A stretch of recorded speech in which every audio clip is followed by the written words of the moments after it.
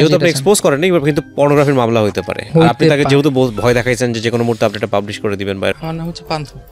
পান্থ বয়স কত? আমার 26 রানিং। জি।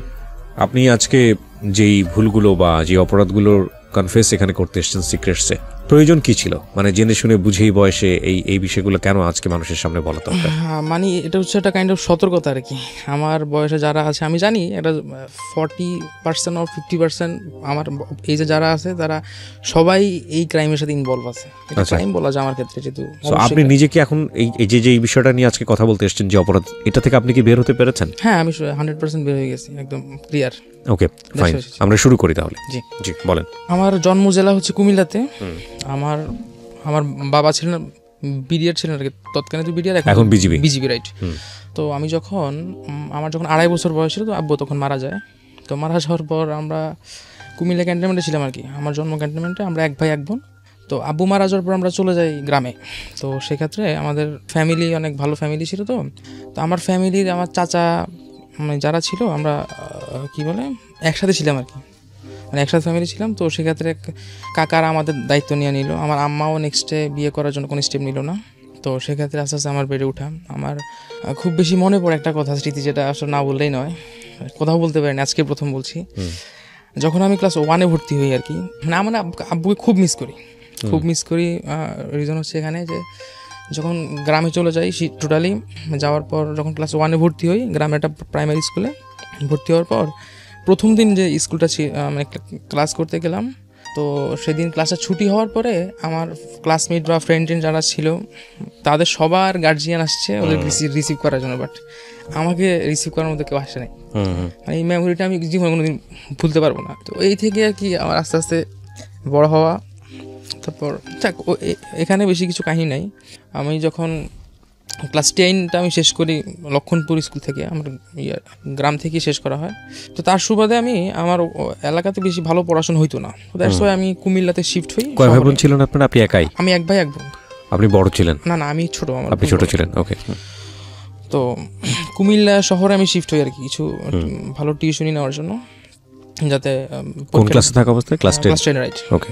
তো সেখান থেকে আমি কুমিল্লাতে স্টাডি করে কোচিং করে একটা ভালো রেজাল্ট করতে পারছি। তো সেটা রেজাল্টটা খুবই খারাপ ছিল, মানে A- ছিল আর কি। তারপর আমার ফ্যামিলি খুব হ্যাপি ছিল এই রেজাল্টটা নিয়ে, মানে আশাই করতে পারেন আমি পাশ করবো। তারপর কাকারা খুব খুশি হলো। তারপর আমাকে চয়েস দিল যে কোথায় ভর্তি হবে। এখন তো অনেক সিস্টেম, মানে 5টা কলেজ চুজ দেয় যেখানে ভর্তি হতে পারে, আমাদের সময় এটা ছিল না। তো আমাকে বললো যে তুমি কোথায় ভর্তি হবা, কয়েকটা কলেজ দেখলাম। তো সেক্ষেত্রে আমার ফ্যামিলি বললো যে তুমি একটু স্বাধীন চেতা মনের মানুষ, তুমি একটা সরকারি কলেজে ভর্তি হও। হওয়ার পরে 6 মাস ক্লাস করার পর আমার ভালো লাগে না থাকতে, মানে ফ্যামিলি বাড়িতে একা, বাড়িতে তখন কেউ ছিল না। আমার দাদু তখন বেঁচে ছিল, হ্যাঁ মনে আছে, দাদু তখন বেঁচে ছিল। আমার আম্মা আর হচ্ছে আমার দাদু আর আমার ছোট কাকি, এই 3 জন খালি বাড়িতে ছিল গ্রামের বাড়িতে আর কি। আমাদের বিশাল বড় বাড়ি, ডুপ্লেক্স বাড়ি, অনেক বড় বাড়ি আর কি। তো গ্রাম হিসাবে আসলে ওভাবে ওদের কেয়ার করার মতো, বাজার করার মতো কেউ থাকতো না। তা আমি ডিসিশন নিলাম, আমার গ্রামের পাশে একটা কলেজ ছিল, নাথেরবিটু ডিগ্রি কলেজ। তা আমি আমার কাকাদেরকে বললাম যে কাকা আমি বাড়িতে থাকি আর এখানে ফ্যামিলি খোঁজ খবর রাখতে পারবো, আর আমার কলেজটাও যেহেতু এলাকার কাছে, তো সেক্ষেত্রে আমার ওখানে যাওয়া ভালো হবে। তো কাকা বলছে ঠিক আছে তুমি যেটা ভালো মনে করো। আর ওনারাও বেশি আমাকে ফোর্স করতো না, কারণ ওনারা মনে করতো যে আমি 1 বাপের 1 ছেলে, মানে আমার আব্বু তো মারা গেছে, এখন যদি ছেলেকে কিছু বলি বা সে ভাববে যে তাকে আমরা ফোর্স করতেছি, সেই জন্য ওরা আমার একটু ফ্রিডম, মানে একটা দিয়ে রাখতো, ফ্রিডম দিয়ে রাখতো। তো সেটা আসলে আলটিমেট রেজাল্ট হলো সেইটাই আসলে আমার জন্য খারাপ হয়েছে আর কি, আমার লাস্ট ইন ফিউচারের জন্য। তো যাই হোক আমি গ্রামে শিফট হয়ে যাই। হওয়ার পরে আসলে তো পড়ালেখার বিন্দু মতো না, আসলে আড্ডা মারার জন্য বেসিক্যালি মূল উদ্দেশ্যটা ছিল। তো ওইভাবে ইন্টারটা যখন ফাইনাল ইয়ার যখন আসে, যখন পরীক্ষা হবে, তখন আবার আমি কুমিল্লা শিফট করি। কুমিল্লা শিফট করে ওই কোচিং পারপাস আর কি। কুমিল্লা তো অনেক ভালো ইয়েটিয়ে ছিল, আপনার স্টাডি অনেক ভালো ছিল। তো ওখানে আমি কুমিল্লা চলে আসি স্টাডি পারপাস 3 মাসের জন্য আর কি, এক্সামে 3 মাস আগে কুমিল্লা চলে আসি। তো সেখান থেকে আসলে আমার ইয়েটা শুরু হলো আর কি। তো আমি একটা কোচিংয়ে ভর্তি হই। আমাদের থেকে প্রথম আপনার সৃজনশীল শুরু হয় 2টা সাবজেক্ট থেকে, বাংলা আর কোনো একটা সাবজেক্ট জানি ভুলে গেছি আমি। তো আমি বাংলা সৃজনশীল যেহেতু অনেক কঠিন ছিল, তো বাংলা আমি ক্লাস করি একটা ম্যাডামের কাছে, ম্যাডামের নামটা নাই নিলাম। আমার চাচাও আবার কুমিল্লা জেলার অনেক বিখ্যাত মানুষ, ওনার নাম বলে অনেকেই চিনবে, আমি ওনার নামটা নিতে চাচ্ছি না। ম্যামের কাছে আপনার অন্য একটা, মানে ম্যাম তো ব্যাচ ওয়াইজ করতো, তো পড়াতো তো রেসিডেন্সিয়াল কলেজের একটা মেয়ে, তো সে আমার ফ্রেন্ডের মতো হয়ে যায় আর কি। তো তার সাথে আমার খুব ভালো আন্ডারস্ট্যান্ডিং হয়, আমি অ্যাজ এ ফ্রেন্ড হিসেবে তাকে দেখি। তখন আমি একটা রিলেশনশিপ ইনভলভ ছিলাম, মেয়েটার নাম ছিল নীল, তার বাড়ি ছিল চট্টগ্রাম। আমি তাকে দেখিনি, 3 বছর পর্যন্ত রিলেশনশিপ স্টার্ট হয়েছে, কেউ কাউকে দেখিনি। তো আমাদের প্ল্যানিং ছিল যে ইন্টার পাস করার পর একসাথে দেখা সাক্ষাৎ করবে, এরকম একটা প্ল্যানিং ছিল আর কি। তো আমার যে ইন্টার পড়া মানে কোচিং করার সময় যে মেয়েটার সাথে আমার দেখা হয় আর কি, তো বললাম ফ্রেন্ড হিসেবে তাকে করতাম, তো সেও আমাকে ফ্রেন্ড হিসেবে নিত। যখন আমাদের স্টাডি শেষ, মানে আমরা পরীক্ষার কাছাকাছি চলে আসলো, তখন আমি তো যেহেতু আমার সেন্টারটা গ্রামে, তো আমি চলে আসতে হবে আলটিমেটলি। তো আমরা পরীক্ষাটা শেষ করলাম, শেষ করার পর সে একদিন, আমি আবার কুমিল্লাতে আসলাম, সে আমাকে ফোন করছে যে একটু কুমিল্লাতে আসো, তোমার সাথে একটু দেখা সাক্ষাৎ করবো। তো ভালো, আমি কুমিল্লা শহরে আসলাম, ওর সাথে লাঞ্চ টাঞ্চ করলাম, করার পরে সে বললো যে আমার তখন আবার হয়েছে কি, আমার ফ্যামিলি যেহেতু একটু আমার মানে কাজিন আর কি, উনি অস্ট্রেলিয়া থাকে, এখনও আছে অবশ্য, উনি ওখানকার সিটিজেনশিপ হোল্ডার। তো আমার ছিল আমরা মানে অস্ট্রেলিয়া চলে যাবো আর কি, আমার এর একটা ছিল ইন্টার কমপ্লিট করে অস্ট্রেলিয়া চলে যাবো। তো তারও ইচ্ছা না, মানে সেও ছিল, সে মালয়েশিয়া চলে যাবে আর কি স্টাডি ইন্টারটা কমপ্লিট করার পরে। তো দেন আমি তার সাথে মিট করতে আসি, আসার পর তার মনে কী চলছে সেটা আমি জানি না। তো সে আমাকে বললো চলো আমাদের গ্রাম থেকে ঘুরে আসবা, তাই বলি চলো। তো তখন দুপুর 2:30 আমাদের সম্ভবত লাঞ্চ টাঞ্চ করা শেষ, সে বললো ঠিক আছে একটু কুমিল্লাতে আরেকটু ঘুরি, ধর্মসাগর পার্কটা আমরা গেলাম, ঘুরলাম টুরলাম। তারপর এক পর্যায়ে আমি বলি চলো, যেহেতু তোমার বাড়িতে যাবো, সেক্ষেত্রে সন্ধ্যার আগে চলে যাই, আমি তো আবার ব্যাক করতে হবে। তো সে বললো ঠিক আছে চলো। তো সেই দেখলাম যে আপনার ঘুরাই ফিরে সন্ধ্যা করেই ফেললো, মানে সন্ধ্যাটা করেই ফেললো। প্রথম ভালোবাসা না, সে মানে ফ্রেন্ড। বললো ঠিক আছে চলো, সন্ধ্যা হয়ে গেছে। তাই আমি বললাম তাই এত সন্ধ্যা হয়ে গেল, আমি তো আবার ব্যাক করতে পারবো না। তো ওই দিন আমি আমার বাসায়, মানে কুমিল্লা শহরে আমার চাচাদের 2টা বাসা আছে, 2 চাচা থাকে আর কি। তো একটা চাচার বাসা আমি ছিলাম, আমি জানি না সামহাউ ওই দিন ওনার ভিতরে কি একটা ফিল কাজ করলো। আমি যখন বাসা থেকে বের হই, উনি আমাকে জড়াই ধরে অনেক কান্নাকাটি শুরু করলো। আমি বললাম কাকা কী আপনি কান্না করছেন? না বাবা আমার কাছে কেমন জানি লাগছে। আমি কাকা কিছু হবে না, আপনি করেন না, কোনো সমস্যা নেই, আমি আছি, কোনো প্রবলেম নেই। কাকা অনেক কান্নাকাটি করলো। তারপর আমি বাসা থেকে বের হইলাম তাস্কির সাথে, সন্ধ্যা 4টায় বিকেল সন্ধ্যা 6টার দিকে আমি তাদের গ্রামের উদ্দেশ্যে রওনা দিই। তাদের গ্রামটা হচ্ছে কুমিল্লা 14 গ্রাম। তো কুমিল্লা জেলায় মোটামুটি একটা ফেমাস একটা খাতারনাক গ্রাম হচ্ছে, ওই এলাকা হচ্ছে 14 গ্রাম। তো যাওয়ার পরে যখন ওদের বাড়িতে যাইতে 8টা 8:30 বেজে যায়। তো ওদের ঘরে গিয়ে যখন বসি, তখন চারপাশে মানুষ উকি ঝুঁকি দিতেছে। আমি বুঝলাম না আসলে ব্যাপারটা কী হলো। আমি এজ এ ফ্রেন্ড হিসেবে আসলাম, এইভাবে তো দেখার কিছু। কোন ক্লাসে পড়েন তখন আপনি? ইন্টারটা কমপ্লিট করলাম। ইন্টার কমপ্লিট করেছেন, দুজনেই মোটামুটি টিন, ওকে, কিশোর বয়সে। তারপর আমি আপনার টিনও হয় নাই তখন, আমার 70 ছিল তখন, 80 আমার এক ক্লাস আগে থেকে করতে পড়তাম আর কি। ওকে, সমস্যা নেই, হ্যাঁ বলেন। তারপর আপনার মানুষ উকি ঝুঁকি দিচ্ছে, আমার একটু ভয় লাগছে। আর আমাদের ওই এলাকাতে এমনিতে একটু মানুষ, কুমিল্লা যারা আছে সবাই জানে, একটু ডেঞ্জারাস এলাকা। তো সেক্ষেত্রে আমার একটু ভয় লাগছে, তখন একটু ভয় পাইতেছিলাম। তো হুট করে কিছুক্ষণ পর 8-10 জন লোক চলে আসলো, মানে তারা খুব আপনার মানে এলাকার মাতাব্বর টাইপের, এই টাইপের কিছু আর কি, কিন্তু বোঝা যায়। তো ওনারা বললো যে তুমি আমাদের মেয়ের লাইফ নষ্ট করছো, তোমার সাথে। আমি বললাম যে আমি কি করলাম, লাইফ কবে নষ্ট করলাম, আমি তো কিছুই করিনি ওর সাথে। ও সামনে আছে, ওরা জিজ্ঞেস করে না। ওর বাড়ি কি কুমিল্লাতে ছিল? হ্যাঁ, 14 গ্রাম। ও, তো আমি বললাম যে আঙ্কেল আমি তো কিছু করি নাই, ওর সাথে আমার তো কিছুই হয় নাই, আর ও লাইফ নষ্ট করার তো প্রশ্নই আসে না। তো 14 গ্রামে কার বাড়িতে গেছেন? ওদের বাড়িতে গেছেন, হোম সিটি, মানে ওদের গ্রামের বাড়ি আর কি। তো ওদের বাড়িতে ওরা আসতেছে দেখতে, মানে আমি ঠিক বুঝলাম না। ওদের বাড়িতে 14 গ্রামে তখন আপনি কোথায়, মানে কার বাড়িতে আছেন তখন? 14 গ্রামে ওদের বাড়িতে গেলাম। হুট করে 7-8 জন লোক চলে আসলো, ওদেরই লোকজন? হ্যাঁ, ওদের ঘরে ওদেরই লোকজন, মানে এটা একটা প্রি প্ল্যান ছিল, আমি বললে বুঝবেন। ওকে। তারপর আমি বললাম যে আঙ্কেল এটার আদ্যপ্রান্ত আমি কিছু জানি না, আপনি যেভাবে বলতেছেন, যেভাবে ঢালাভাবে বলছেন আমি আপনার মেয়ের লাইফ নষ্ট করছি, সেই আপনাদের মেয়ের, সেক্ষেত্রে আমি তো জানি না। তখন তার বাবা মালয়েশিয়া ছিল। তো তাদের মানে পরে যেটা বুঝলাম আর কি, তার একটা প্ল্যান ছিল, সে আমাকে লাভ করে, সে এনিহাও আমাকে চায়। তার বাবা একটু দাবাং টাইপের ছিল, সে তার বাবাকে ইনফর্ম করছে একটা ছেলের ভালোবাসি, ওরা আমি এনিহাও চাই। তো সেই মতে তার বাবার সাথে তার প্ল্যানিং ছিল এভাবে, তুমি ছেলেকে গ্রামে নিয়ে আসবা, আসার পরে এভাবে লোকজন ওকে করে ওর ফ্যামিলি নিয়ে এসে ওকে বিয়ে দিবে। তার ওই প্ল্যান ওয়াইজ তারা আসলো, এসে আমাকে ধরার পরে বললো তোমার ফ্যামিলিতে ফোন করো, তুমি এখানে আমাদের মেয়ের লাইফ নষ্ট করতে আসছো, তোমার বিয়ে করে দেওয়া হবে। আমি বলছি আঙ্কেল এটা কি বলতেছেন, এটা তো রীতিমতো আমার উপর একটা চাপাই দিচ্ছেন, চাপাই দিচ্ছেন। পরে উনি বললো যে না এইভাবে সেভাবে না। তা আমার ফ্যামিলিতে ফোন করলো।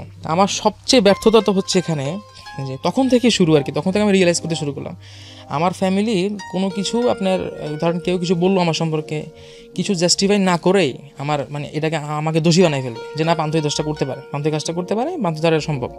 আসলে আদৌ ওরা জাস্টিফাই করে নাই যে আসলে আমি এই কাজটা করছি কিনা বা আমার দ্বারা সম্ভব কিনা। তো এটাই হচ্ছে আমার লাইফের সবচেয়ে বড় ব্যর্থতা আর কি। এখান থেকেই আসলে আমার প্রত্যেকটা ক্রাইম শুরু, মানে ক্রাইম বলা যাবে না, মানে প্রত্যেকটা বিপদে পড়া থেকে শুরু করে সব কিছু এজন্যই হয়েছে আর কি। তারপর আমাকে ওরা তো খুব চাচ্ছে যে পারিবারিকভাবে বিষয়টা সলভ করতে, আর ওরা আমার ফ্যামিলি ব্যাকগ্রাউন্ড শুনলো, আমার ফ্যামিলি ব্যাকগ্রাউন্ড শোনার পর ওরা ভাবলো যে একসাথে এটা ফ্যামিলিগতভাবে মিউচুয়াল করে বিয়ে শাদী করাই দিই। তো তার বাবা মালয়েশিয়া থেকে মানে যারা গুন্ডামান্ডা ছিল ওদেরকে খুব সাপোর্ট দিচ্ছে যে যেমনি হোক বিয়ে শাদী করাতে যত টাকা লাগবে আমি দিব, কোনো প্রবলেম নেই। তো ওনারা ওই দিন রাত চলে গেছে 3টা 3:30 পর্যন্ত আপনার আমাকে খাইতে দেয় নাই, পর্যন্ত কিছু করতে দেয় নাই। আমি খিদে অবস্থা খারাপ, সকালে দুপুরে খেয়ে গেলাম, সেই 3টা পর্যন্ত মানে না খেয়ে আসি, রাত 3টা পর্যন্ত। 3টার দিকে কোনো রকম শুলাম, ঘুমাইতে গেলাম, মানে একটু চোখে ঘুম লেগে আসছে। আসার পরে আরেকটা পক্ষ, মানে বললাম তো 14 গ্রামটা অনেক বাজে একটা আরেকটা পক্ষ কী করলো, সুযোগ নিয়ে নিল। সুযোগটা এমন নিল যে তারা আমার গার্জিয়ান হয়ে এসে আমার রুমে ঢুকছে, আমাকে যে রুমের সামনে ড্রয়িং রুমে ঘুমাইতে দিয়েছে, সামনে 2জন পাহারাদার ছিল যাতে আমি কোথাও না যেতে পারি। তো আরেক পক্ষ চলে আসছে, আইসা বলতেছে আমরা পান্থর গার্জিয়ান। আসলে কিন্তু আমার কোনো গার্জিয়ান নেই, ওরা ওদের লোকই, ওই এলাকার লোকই। তারপর আমার গার্জিয়ান পরে যদি এসে, তখন আমার কাছে অনেক টাকা ছিল, আমার ওই পরীক্ষা উপলক্ষে আমার আপু আমাকে ফোন গিফট করছে, সর্বসাকুল্যে আমার কাছে 12,000 টাকার মতো ছিল যেটুকু মনে পড়ছে, আর 2টা ফোন ছিল।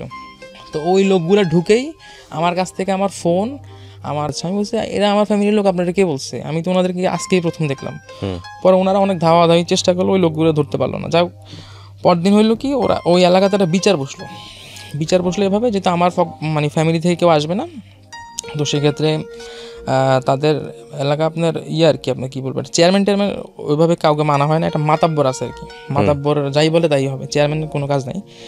তো মাতাব্বর কী করলো, মাতাব্বর আবার ওদের অ্যাগেনিস্ট পার্টি, মানে ওদের বিরোধী পার্টি ছিল। তো মাতাব্বর কী করলো, মাতাব্বর রায় ছিল ওই ছেলেটাকে ধরে নিয়ে আসো, আইনা ইচ্ছা মতো মারলে, আর ওর ফ্যামিলিকে ফোনে রাখলে ওর ফ্যামিলি কান্নাকাটি শুনলে অবশ্যই আসতে বাধ্য হবে। আচ্ছা। তো কী করলো, আমি ওদের বাসায় খুব ভালোই ছিলাম, ওদের বাসায় খাওয়া দাওয়া করতেছি, লুঙ্গি পরতে পারতাম না, ওরাই আমাকে প্রথম লুঙ্গি পরানো শিখালো। তারপর আপনার হুট করে একটা লোক এসে আমাকে কলার ধরে নিয়ে গেলো ওদের বাসায়, মানে ওই আরেকটা বাসায় নিয়ে গিয়ে আপনার ইচ্ছা মতো টর্চার, মানে মধ্যযুগীয় কায়দা কাকে বলে আমি আপনাদের বলে বুঝাতে পারবো না, ডিসক্রিপশন দিয়ে বুঝাতে পারবো না। মানে একটা থাকে না যে আমি তারা নর্মাল টর্চার করলাম, যে সে শাউট করলো, তার ফ্যামিলি শুনলো, চলে আসলো, সেটা এরকম মাইট ছিল না, সেটা এমন মাইট ছিল যে আমাকে তারা মার্ডার করার জন্য মাইট ছিল। ব্যাপারটা এমন, আমার হাতটা সব ফেটে গেছে, ওসব এখন পর্যন্ত দাগ টাগ নাই, অনেক 7-8 বছর আগে ঘটনা। তো আমার এখন পর্যন্ত পিঠে ব্যথা ওঠে, একটা ব্যথা আছে, সেটা এখন পর্যন্ত আমি ফিল করি। যাই হোক, আমার ফ্যামিলিতে বলছে যে না, আমরা কোনোভাবেই আসবো না, যেহেতু এই ছেলের আমরা কোনোভাবে স্বীকৃতি দিতে চাই না, এই ছেলে এই কাজ করছে, আমার ফ্যামিলি কোনোভাবে তারা আসবে না। তো ঠিক আছে, আমি আমার ফ্যামিলির বুঝাতে ব্যর্থ হইলাম। আমার ফ্যামিলি ভাবছে যে এটা আমার একটা প্ল্যান করা, যে আমি ইচ্ছাকৃতভাবে ফোনে কান্নাকাটি করতেছি, আমার মাইধুরী কিছুই করা হয় নাই। আজ পর্যন্ত আমি আমার ফ্যামিলিদের বিলিভ করাতে পারি না বিষয়টা। তো যাই হোক, আস্তে আস্তে আপনার ওরা আমাকে মানে বিয়ের জন্য করলো। একটা বছর ওরা বুঝতে পারছে যে আমার ফ্যামিলি কখনো আসবে না, আমাকে ওরা ওদের মতো করে বিয়ে করে দিবে। তো কি হবে, আমার তো বার্থ সার্টিফিকেট লাগবে, আমার বয়স যে 21 সেটা তো প্রমাণ করতে হবে। তা আমার ওই ম্যাট্রিকের নিল, রেজিস্ট্রেশন নাম্বারটা নিল, নেওয়ার পরে দেখলো যে 17 বছর বয়স, এটা তো সম্ভব না। তো তারা নিজেরাই কারেকশন করে 21 বানাই দিল আমাকে, আমারে 21 করে বিয়ে শাদী করাই ডরে দিল, ফোর্স করে যখন বিয়ে শাদী করাই দিল, আমি আমার ফ্যামিলির সাথে অনেকভাবে কন্ট্যাক্ট করার চেষ্টা করি যে আসলে আমি এখানে কোনোভাবেই আমার ইনভলভমেন্ট নাই বা আমি কিছু জানি না। আমার ফ্যামিলি আমার বিশ্বাসই করলো না, এক ফোঁটা পরিমাণ বিশ্বাস করলো না। আমার ঘর থেকে বের করে বলছে কি আমাকে, মানে আমি বাসায় ঘরে ঢুকার মতো সেই স্কোপ আমার ছিল না। আর কি করবো, আমি দেখলাম যে এইদিকেও আমার হারাচ্ছি, এদিকেও হারাচ্ছি। আমার যেহেতু একটা ইনসিডেন্ট হয়ে গেছে, সেক্ষেত্রে কিছু করার নাই। আমি মোটামুটি মেন্টালি আমার বউ হিসেবে মানা শুরু করলাম। তো শুরু করার এক পর্যায়ে আমি ঢাকাতে চলে আসি আর কি। ঢাকাতে 2013 সালে আমার ভগ্নিপতি, খুবই ভালো মানুষ, মানে ওনার জন্য আজকে আমি এখানে একটু পর্যন্ত আসতে পারছি। উনি খুবই ভালো মানুষ। উনি যখন দেখলো যে আমার খুবই দুর্দশা, এভাবে মানে এভাবে থাকা, এখানে একদিন মানে ফ্রেন্ড সার্কেলে বাসায় থাকতাম বোটও নিয়ে, তো সেক্ষেত্রে আপনার কুমিল্লা থেকে আমার ঢাকায় নিয়ে আসলো। ঢাকায় নিয়ে এসে বললো যে তোমার ওয়াইফ কুমিল্লা থাকুক, ও পড়াশোনা করুক, আর তুমি তোমার মতো করে এখানে আমি মানে উনি একটা বাইং হাউসে জব করে আর কি, ভালো পজিশনে আছে। তো উনি আমাকে মার্চেন্ডাইজার, অ্যাসিস্ট্যান্ট মার্চেন্ডাইজার হিসেবে আপনার জয়েন করায়। তো ভালো জব টপ করতে থাকি। এদিক দিয়ে আমি আপনার নিয়ে ভালোভাবে থাকার জন্য একটা প্ল্যানিং করছি কিছু টাকা। তো আমি একটা আপনার ক্যাশ ক্যাপিটাল করার চেষ্টা করতেছি। তো এরকম একটা পর্যায়ে যখন আসলো, তখন আমার একদিন হলো কি, আমি মহাখালীতে একটা বাইং হাউস আসছি, আসার পর আমার ফোনটা হারাই গেছে। অনেক জ্যাম ছিল লেগুনার জন্য, আমার চাপে আমার ফোনটা হারাই গেছে। তা আমি আমার মোহাম্মদপুর, আমি থাকি মোহাম্মদপুর, তো মোহাম্মদপুর এসে আমার একটা ফ্রেন্ড ছিল, ফোন থেকে আমি তাসকিয়াকে ফোন করি যে আমার ফোনটা চুরি হয়ে গেছে, আমি তো তোমার সাথে কন্ট্যাক্ট করতে পারবো না, আর আমার স্যালারি পাবো 2-3 দিন পর, তারপর আমি একটা ভালো ফোন কিনে আমরা কথা বলবো নি ভালো। তো আনফর্চুনেটলি ওই মাসটাতে স্যালারিটা পেতে একটু দেরি হয়ে যায়, 5 দিন সময় লেগে যায়।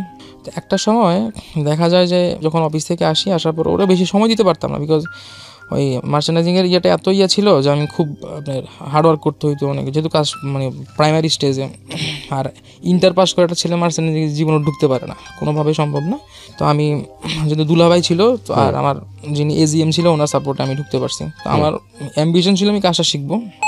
একটা সময় প্রেমে পড়ে যায়, মনে ছাড়া বাঁচবে না, এই সেই অবস্থা খারাপ। আমি রাত 1টার দিকে ফোন করলেও দেখতাম যে সে মানে ওয়েটিংয়ে। তো এক পর্যায়ে একদিন আমাকে বললো যে পান্থ, আমি তো একটু ইমিডিয়েটলি মাদারীপুর যাওয়া লাগবে, আমার নানা অসুস্থ। আমি বলছি ঠিক আছে যাও, প্রবলেম নাই। তো সে মাদারীপুরে কথা বলে কাছে গেলো, মানে সে ভালোই চাইছে। পরে যেটা আমি বুঝলাম আর কি, 2 দিন পর আসলো, আসার পর আমাকে বললো পান্থ শোনো, তোমাকে একটা ভালো সাজেশন দিই। আমি যে বলো। পরে বললো যে এই যে তুমি যার সাথে রিলেশনশিপ, যে তোমার বউ, সে আসলে ভালো মেয়ে না। আমি বলছি কেন, তুমি কেন এই কথা বললো, ভালো মেয়ে না? পরে বললো যে সে তো আসলে ক্যারেক্টারে তার সমস্যা আছে। আমি বলছি দোস্ত তুমি এভাবে বলো না, কারণ সে আমার বউ, তো অনেক স্ট্রাগল করছি, তো এভাবে বলাটা তোমার উচিত না। কারণ তোমার ভালোর জন্যই বলছি, আমি তোমার কষ্ট দেখেই বলছি, তুমি তারা যতটুকু চাও সে তোমাকে আসলে ততটুকু চায় না। আমি বলছি কীভাবে তুমি কীভাবে বললা? বলো যে আসলে এই যে আমি যে তোমাকে 2 দিনে কথা বলে গেলাম মাদারীপুর, আমি আসলে কুমিল্লা গেছিলাম, কে এমনভাবে রিকোয়েস্ট করছে ওর সাথে দেখা করার জন্য, বা দেখা করার জন্য, তারপরে মানে যাক ওদের মাঝে যা যা কিছু হয়েছে সেগুলো বলতে চাই না আর। ওরা একসাথে ছিল। তারপর একটা পর্যায়ে আমি খুব খেপে যাই, আমার খুব মেজাজ খারাপ হয়ে যায়। আমি বললাম তুই তো আমার ফ্রেন্ড, তুই এই কাজটা কেন করতে গেলি? আমার যতই খারাপ হোক তুই কাজটা কেন করতে গেলি? মানে ওই ইনস্ট্যান্টলি যখন মেজাজ খারাপ হবে তখন এই জিনিসগুলো তাকে বলে ফেললাম। দেখো তুমি ঠান্ডা মাথায় চিন্তা করলে কিন্তু বুঝলাম আমার ঠান্ডা হওয়ার কিছুই নেই, তুমি আমার বোর সাথে কেন প্রেম করতে গেলে? আমি তোমার বলছি কেন দোস্ত, আমি তো প্রেম করি না, ওই প্রেম করছি। তাকে আমি ঢাকায় নিয়ে আসি 2 দিন পর, তাকে ফোন করি যে আসো। আমার ওই ফ্রাইডেটা বন্ধ ছিল আর কি। তো সে আসলো, ফ্রাইডেতে আসলো সকালে ঢাকায় আসার পরে আমরা একটা হোটেলে ছিলাম শ্যামলীতে। তো তাকে আমি সম্পূর্ণ বিষয়গুলো জিজ্ঞেস করলাম, সে না খুব অকপরে সব অস্বীকার করতেছে। অস্বীকার করার পর আমি বললাম যে অস্বীকার করে কেন করতেছে? আমার কাছে যথেষ্ট পরিমাণ ডকুমেন্টস আছে, প্রমাণ আছে। কেন মতো করে চলে গেছে। ওটাই আমাদের শেষ দেখা ছিল, আজ পর্যন্ত দেখা হয়নি। তো সে তার মতো করে চলে যায়। কয়দিনের সংসার আপনাদের? সংসার তো বলা যাবে না, আমাদের থাকা হয়নি একসাথে, 1 মাস হবে আর কি। আচ্ছা। তো ওর মতো করে চলে যায়, আমি ওর মতো করে চলে আসি। তারপর আমরা সম্পর্কটা শেষ হয়ে যায়। ডিভোর্স কি ওই দিয়ে না? আপনি ডিভোর্স এখন পর্যন্ত হয় নাই। ও ডিভোর্স হওয়ার কোনো স্কোপ নাই। তো ডিভোর্স কিভাবে দিবে? কারণ ওরা যদি লিগালি ডিভোর্স করতে চায় তাহলে ওরা ধরা খেয়ে যায়। কারণ আমাকে ওরা বয়স বাড়াই বিয়ে করছে, এটা একটা অপরাধ। দ্বিতীয়ত আমার পক্ষের কোনো সাক্ষী ছিল না, সব ওরাই ছিল। উকিল বা বলেন সাক্ষীটা কি সব ওরাই ছিল। মেয়ের পক্ষে ছেলের পক্ষে উভয় পক্ষে সাক্ষী তারাই ছিল। তো সেক্ষেত্রে রিলেশনশিপটা এক প্রকার শেষ হয়ে যায়। যাক, আমি আমার মতো করে ঢাকায় ছিলাম, ভালো চলতেছি ফিরতেছি। তারপরে মাঝখানে আমার একটা মেয়ের সাথে রিলেশন ভালো ছিল। সে তখন ক্লাস 10-এ পড়তো, আর আমি তখন যথেষ্ট পরিমাণ ম্যাচিউর ছিলাম, ধাক্কাটা খেয়ে আসছি। মেয়েটি সম্পর্কে আমার খুব ভালো এক্সপিরিয়েন্স ছিল। একটা সময় ফ্যামিলিও খুব ছিল, ও এক বাপের এক মেয়ে ছিল। তো তার মা এই জিনিসগুলো খুব ইজিলি মেনে নিতে পারতো না, তারে খুব মানে রেস্ট্রিকশনের মধ্যে রাখতো।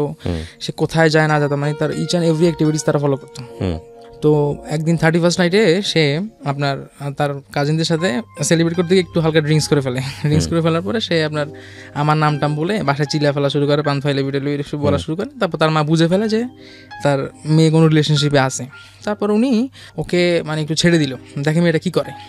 তারপর বৃহস্পতিবার দিন সে হাফ ডে ছিল স্কুলে, আর কি তার সেটা মনে ছিল না। সে আমাকে বললো পান্থ চলো আজকে মিট করি, আমি আজকে স্কুলে যাবো না। তার মা তাকে স্কুলে গেট দিয়ে ঢুকাই দিল, সে পিছনে গেট দিয়ে বের হয়ে গেছে। বেরে আমার সাথে ছিল। তো 4টা বেজে গেছে, তার মনে নেই যে আজকে যে হাফ ডে। তারপর তার আম্মা তাকে খোঁজাখুঁজি শুরু। এক পর্যন্ত রিক্সা নিয়ে, তখন ঢাকাতে অটোটা পারমিট ছিল, অটো রিক্সায় করে তারা ঘুরতে মানে পুরো ঢাকা মানে মোহাম্মদপুরটা ঘুরতেছে দেখতেছে। আমি যখন ওদের বাসার সামনে তাকে ড্রপ করে দিব, তার কিছুক্ষণ আগ থেকে তার আম্মা আমাকে ডাক দেওয়া শুরু করছে, তাকে ডাক দেওয়া শুরু করছে, এই রিক্সা তুই থাম থাম, এই ছেলে তুমি থামো থামো, তোমার সাথে কথা আছে বলে। সে তো আপনারা শোনেন নাই পিছন থেকে? আমাকে দেখে নাই আর, ও শুনছে, ও নেমে গেছে আর ওর আম্মা আমাকে দৌড়াচ্ছে, আচ্ছা, আমাকে দেখবে যে কার সাথে রিলেশনশিপ। তো ফর্চুনেটলি ওনারা আজ পর্যন্ত আমার নাম জানে না, কিন্তু আমাকে মারার জন্য প্রত্যেকটা জায়গায় জায়গায় মানে মানুষ ফিট করে এখন পর্যন্ত। তারপর না সরি এর মধ্যে ইয়ে আছে, সপ্তাহখানেকের মতো কথা হচ্ছে না। অনেক কথা না হতে আমি কি করলাম, একটা মানে ফাঁদ করলাম। ফাঁদটা হচ্ছে মানে আমার ফ্রেন্ডের মোবাইল থেকে ওকে ফোন করলাম। তখন ফ্রেন্ডটা খুব ভালো করে কথা বলতে পারে, তো ওনাকে পটাই ফেলে, আম্মু টাম্মু বলে পটাই ফেলে, যেহেতু ওনার ছেলেটেরে নাই, উনি খুব পটে যায়। আম্মু বলা তো উনি পটে যায়। তো এক পর্যায়ে সেই ছেলে হিসেবে আমি ওনার সামনে যে দেখা করি, উনি যেহেতু আমার চেহারা চিনেন, তাই আমি ওনার সামনে সাথে দেখা সাক্ষাৎ করি।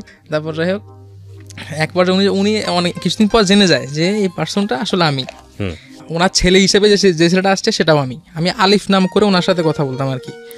তো পরে ফাইনালি উনি জেনে যায় আমি সে পান্থ। পরে উনি আমাকে অনেক রিকোয়েস্ট করে, দেখো বাবা তোমার কোনো কমতি নেই, তোমার কোনো ঘাটতি নেই যে তোমার কাছে মেয়ে দিতে পারবো না, তবে হ্যাঁ আমার একটা প্রবলেম আছে যে আমি একজনের সাথে কমিটেড, যে আমার মেয়েটাকে ওর কাছে বিয়ে দিব। আচ্ছা, তো সেজন্য আমি চাচ্ছি তুমি একটা ম্যাচিউর ছেলে, তোমার বোন আছে আমি জানি, তুমি জিনিসটা বুঝবা। আমার মেয়েটা তো ছোটো, অনেক ইমোশনাল, অনেক আবেগময়ী, সে বুঝবে না, তুমি ওকে একটু অ্যাভয়েড করার চেষ্টা করো। তাই বলবো ঠিক আছে আন্টি, আমি ট্রাই করবো যতটুকু পারি। আসলে সে খুব ইমোশনাল ছিল, যেহেতু ছোটো মানুষ ছিল, ক্লাস 10-এ পড়তো। তারপর ও আমাকে ফোন করতো, আমি তারা খুব গালিগালাজ করতাম, মানে কারণ ছাড়াই। সে অনেক কষ্ট করে ফোন টোন অ্যারেঞ্জ করে আমাকে ফোন করতো, আমি তারা খুব গালিগালাজ করতাম। তো সে রাগ করে ম্যাট্রিক পাস করে ফেলে, রাগ টাগ করে সে এক পর্যায়ে আমার উপর রাগ করে সে একটা বিয়ে করে ফেলার পরে আমি খুব কষ্ট পাই। আমি তখন ওর মানে আন্টিতে জিজ্ঞেস করতে চাইছিলাম, পারি নাই অবশ্যই জিজ্ঞেস করতে, আর সে সাহস হয় নাই। তো আন্টি জিজ্ঞেস করতে চাইছিলাম যে আন্টি কী অবস্থা এই সেই, পরে আমি জিজ্ঞেস করি নাই আর। পরে ওর ফ্রেন্ডরা আমাকে বললো যে ভাইয়া এই ব্যাপার, একটা পিচ্ছি ছেলেকে, যাকে আমি ওর বিরুদ্ধে কোনো কমপ্লেন করতে চাই না। তো আমি বললাম ঠিক আছে, ওই রিলেশন মানে এটার সময় আমি এটা তোমাদেরকে অ্যাডভান্স বিয়ে দেই, এর বিয়েটা বেশি দিন টিকবে না, 2 বছর টিকবে। আমি জানি না আমি পীর মুর্শিদ কিনে, 2 বছর কম সময়ের আগের বিয়েটা ভেঙে যায়। ভেঙে যাওয়ার পরে আসছি ওই ঘটনাতে আসবো, এখান থেকে শুরু আর কি মূলত জিনিসগুলো আর কি। যাকে আমি আমার মতো করে আসি, আর কোনো রিলেশনশিপ টিভি যাই নাই। তো আমি ভালো চলতেছি, জব টপ করতেছি। তখন আপুর বাসায় কিসে পাস কমপ্লিট করলেন, পড়াশোনা কমপ্লিট করলেন? আমি পড়াশোনা কমপ্লিট করতে বলতে আমি ওপেন ইউনিভার্সিটিতে পরে ভর্তি হলাম আর কি, যেহেতু অনেক একটা গ্যাপ ছিল। কিসে জব করতেছিলেন ওই সময়টাতে? মার্চেন্টাইজিংয়ে জব করতাম। তো আমি আর আমার একটা ফ্রেন্ড মিলে আমরা দুজন ফ্যামিলি থেকে সেপারেট হয়ে আলাদা থাকা শুরু করলাম। আমি অনেক ড্রিঙ্কস করতাম, বাসায় বসে ড্রিঙ্কস করতাম। তারপর আপনার এভাবে অনেক দিন যাচ্ছে। আমি যে এলাকায় থাকি নামটা উল্লেখ করি, ঢাকা উদ্যান, মানে এটা হচ্ছে আপনার মোহাম্মদপুর বেড়িবাঁধ এলাকাতে আর কি। তো ঢাকা উদ্যান তখন একটু আপনার আস্তে আস্তে ডেভেলপ হচ্ছে আর কি, এখন অনেক ডেভেলপ অবশ্য। তো ঢাকা উদ্যানে তখন আমরাই প্রথম ছিলাম, মানে আমরা আপনার ওখানে আমাদের এলাকার নোয়াখালী কুমিল্লার মানুষ একটা কমিউনিটি, বিশাল হিউজ একটা কমিউনিটি ছিল। তো থাকাতে আমার ওই সুযোগে আমার খুব পপুলারিটি, আমরা খুব হয়েছে, ফেমাস হয়েছে খুব অল্প কয়েকদিনে। তারপর আস্তে আস্তে ওখান থেকে আমার থাকা শুরু, একটা ভাইয়ের সাথে পরিচয় হয় আমার, আমার কোনো একটা পরিচয় হওয়ার পরে তার মাঝে অনেক সময় কেটে যায়, এমনিতে ওইসব কোনো ঘটনা নাই, কথাবার্তা হয়। তারপরে বলছে কী করো না করো, আমি বলছি ভাইয়া এই সেই। উনি দেখলাম উনি অনেক ভাবসাব নিয়ে চলে, গাড়ি টাড়ি হাঁকায় ডাকে আসে। তো ভাবলাম যে না ভাইটা ভালো, ওনার অ্যাপ্রোচও খুব ভালো। তাই আমি বললাম যে ভাই আপনি কী করেন? তো বললো যে আমার ব্যাঙ্ক হাউসটাও আছে এসে। আমি তো ব্যাঙ্ক হাউসে বিজনেস করি। তো উনি আমাকে ওইভাবে মানে বিজনেস সুবাদে উনি আমাকে কিছু প্রস্তাব করলো যেভাবে ব্যবসা করা যায়, আমার কাছে এই জিনিসগুলো আছে। তাই আমি বলছি ভাইয়া লাগবে না, আমরা আলহামদুলিল্লাহ ভালো আছি। পরে কিছুদিন 2 বছর পর, 1-1.5 বছর পরে উনি আমাকে একটা ভিন্ন ধরনের প্রস্তাব দিল। 17 সালের দিকে ভিন্ন ধরনের প্রস্তাবটা হচ্ছে যে তখন আমি পেপল কি জিনিস এগুলো চিনতাম না, পেপল, নেটেলার, বিটকয়েন এগুলো কিছুই চিনতাম না আমি। তুমি আমাকে বললো তুমি কি পেপল সম্পর্কে ধারণা আছে? আমি বলছি না ভাই এটা কী জিনিস। পরে বললো এটা ভার্চুয়াল কারেন্সি, এটা খুব ভালো চলে, ওয়ার্ল্ড খুব ভালো চলে, খুব ভ্যালু আছে। তো বলছে আমি বললাম যে আমার কাজ কি? বলো তোমার কাজ হচ্ছে তুমি কাস্টমার করো। আমি কাস্টমার পাবো কোথায়? কয় তোমার আমেরিকা বা কানাডা বা লন্ডন কোনো ফ্রেন্ড আছে? আমি হ্যাঁ হিউজ আছে। পরে বললো যে একটা কাজ করো, তুমি ওদের সাথে কন্ট্যাক্ট করে বলো যে ওদের অ্যাকাউন্ট নাম্বার আমাকে দিবে, পেপল অ্যাকাউন্ট নাম্বার, আমি ওদের পেপলে ডিপোজিট করবো, ধরো $1000 ডিপোজিট করবো, ওরা ওখান থেকে 10% রেখে দিবে, আর একটা খরচ আছে 5% সামথিং একটা খরচ আছে, ওই খরচটা সহ 15% ওনারা রেখে দিবে, আর বাদ বাকি টাকা তোমাকে মানে বাংলাদেশি টাকায় কনভার্ট করে পাঠাই দিবে। ঠিক আছে ভাই আমি বলে দেখি। পরে আমার একটা ফ্রেন্ড ছিল আমেরিকাতে, ওরা বললাম, তো সেগুলো ঠিক আছে আমার কোনো প্রবলেম নাই, তো উনি আমাকে শিখাই দিল যে কীভাবে বলতে হবে, কারণ ও জিজ্ঞেস করবে যে কী পারপাস টাকা আসবে বা কেন কী আসে বিষয়।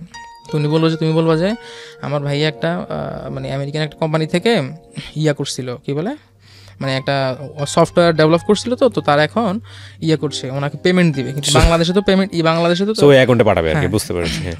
যেহেতু পেপল না, তো তোমার এখানে নিচ্ছে, তো উনি প্রপারলি ডকুমেন্টস সাবমিট করছে, যেহেতু টাকা পাঠাইছে উনি প্রপারলি ডকুমেন্টস সাবমিট করছে। তখন আমি জানতাম না যে এগুলো কিসের টাকা, কেমনি আসল বিষয়। তো ওই সময়টাতে আমার পার ডে ইনকাম করতাম আপনার 26 থেকে 27 হাজার টাকা প্রত্যেক দিন। হ্যাঁ, তো এখানে একটা ব্যাপার আছে, মানে আমার নেক্সট স্টেজে যেটা যায় আর কি। তো তখন আমি না আপনার মানে আমাদের যখন রাত 10টা হয় তখন আমেরিকাতে সকাল টকাল শুরু হয় আর কি, মানে তাদের ওয়ার্কিং তখন শুরু হয় 11টা বাজতে আমার ঘুম চলে আসে।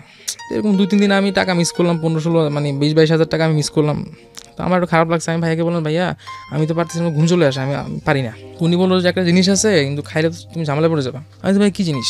পরে বললো যে না বলবো না। আমি না ভাই বলেন, যেহেতু কাজের ক্ষেত্রে বলেন, সমস্যা নেই। বললো যে ইয়াবা আছে। আমি বললাম আচ্ছা এটা কী জিনিস, কেমনি কী করতে হয়? পরে উনি আমাকে দেখাইলো যে এভাবে খায়। পর আমি প্রথম দিন টেস্ট করলাম, ভালো লাগতেছে, ঘুম আসতেছে না, মানে আমি খুব ফিট। পরের দিন অফিস যাওয়ার আগে আরেকটা খেয়ে গেলাম। আমি খাইতে পারতাম না, উনি খাওয়াই দিত আমাকে। তারপর অফিসে গেলাম ফিটফাট। পর এভাবে আমার কন্টিনিউ হইতে থাকলো। আপনার ফ্রাইডেতে শুধু ঘুমাইতাম, আর ওই সানডেতে ওই যেহেতু ইন্টারন্যাশনালি অফ ডে, তো সানডেতে আমি খুব রিল্যাক্স থাকতে পারতাম। তো এভাবে আপনার আমি কিভাবে টাকাটা আসতো অ্যাকাউন্টে, কি করতেন? সোর্সটা বলছি আপনাকে। সোর্সটা হচ্ছে এখানে ইন্টারন্যাশনালি কিছু মানে বাংলাদেশি কিছু ন্যাশনাল ফিগার মানুষ আছে, আমি নামগুলো উচ্চারণ করবো না, ওরা খুব ভালো পর্যায়ের মানুষ আর কি। ওনাদের অ্যাকাউন্ট থেকে ক্রেডিট কার্ড হ্যাকিং করা হইতো। ওনাদের অ্যাকাউন্ট থেকে ক্রেডিট কার্ড হ্যাকিং? ব্যাংকের 21 জন এমডি আছে, তো পাওয়ার অফ অ্যাটর্নি থাকে একজনের। তো ওনার ওয়াইফ কি করছে, দিনাজ নামে একটা আছে, সেখানে 300 কোটি টাকা আছে আপনার 6 বছর থেকে কোনো হদিস নেই। পরিচালনা পর্ষদে যিনি ডিরেক্টর ছিলেন, মানে যার পাওয়ার অফ অ্যাটর্নি ছিল, তো ওনার ওয়াইফ কি করছে আপনার ওই অ্যাকাউন্টের উপরে তদারকি শুরু করলো। দেখলো যে ওখানে নোটিশ পাঠাইলো, দেখে কোনো ফিডব্যাক আসে না। যদি ফিডব্যাক আসে তাহলে বুঝবো যে কেউ আছে। তো উনি প্রথমে পাঠাইলো, কোনো রেসপন্স আসে নাই। তারপর উনি আবার পাঠাইলো 6 মাস পরে, আবারও কোনো রেসপন্স না আসা সত্ত্বে উনি বুঝতে পারছে যে এই মালিক হয়তো বা 300 কোটির চেয়ে আরও 6,000 কোটি টাকার মালিক আছে মনে হয়, হয়তো উনি বাংলাদেশেই নাই। আচ্ছা, কিন্তু 6 বছর থেকে এই অ্যাকাউন্টে টাকাটা পড়ে আছে, এখানে কোনো ওয়ারিশ নেই। তো উনি কী করছে, সব ইনফরমেশান ওই একটা মানে আমাদের এক টিমদেরকে দিল আর কি। কার্ডের ডিটেলস থেকে শুরু করে bank information, each and every. কিনবো ধরুন আপনার অ্যাকাউন্ট থেকে আমি এখন এখানে বসে আপনার দেখাইতে পারবো আপনার অ্যাকাউন্টের ইনফরমেশন, আপনি আমাকে দিবেন। একটা মেশিন আছে, কিছুদিন আগে স্বপ্ন ধরা খাইছে, একটা ছেলে স্মার্ট ওয়াচ দিয়ে সে আপনার ক্রেডিট কার্ডের ইনফরমেশন নিয়ে নিত। আচ্ছা, একটা মেশিন আছে, সেই মেশিনটার মধ্যে কাটা পাঞ্চ করলে আপনার আমাদের ইনফরমেশন আছেই। এটা আবার XYZ যে কোনো ধরনের কার্ডে কোনো সমস্যা নেই।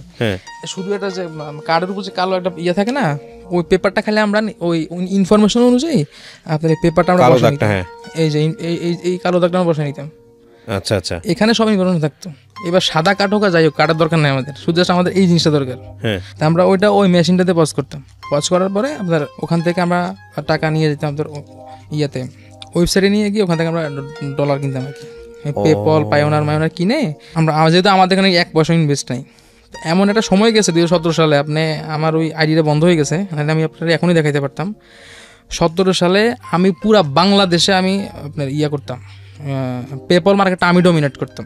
সবাই রেট দিত 72 টাকা 73 টাকা, আমি দিতাম 68 টাকা করে পার টাকা।